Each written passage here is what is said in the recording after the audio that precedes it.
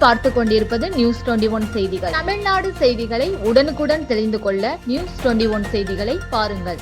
தர்மபுரி மாவட்டம் பாலக்கோடு அருகே உள்ள கொல்ல அள்ளி கிராமத்தில் பட்டு வளர்ச்சித்துறை சார்பில் என் பட்டு என் பெருமை திட்ட செயல் விளக்க கூட்டம் பொன்னாகரம் பட்டு வளர்ச்சி துறை உதவி இயக்குனர் திருமதி ரெங்கப்பா அவர்கள் தலைமையில் இன்று நடந்தது.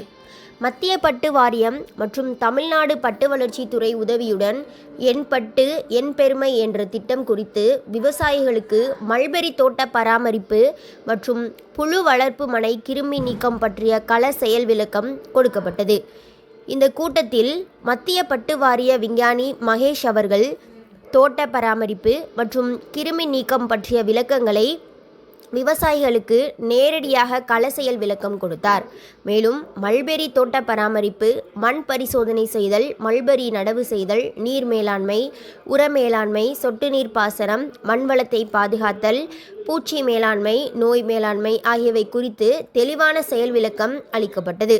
இக்கூட்டத்தில் பாலக்கோடு தொழில்நுட்ப சேவை மையத்தின் உதவி ஆய்வாளர் ரமணன், இளநிலை ஆய்வாளர் பிரபா, ஜம்பு மற்றும் 50க்கும் மேற்பட்ட விவசாயிகள் பங்கேற்று பட்டு விவசாயத்தில் உள்ள புதிய தொழில்நுட்பங்களை தெரிந்து கொண்டனர்.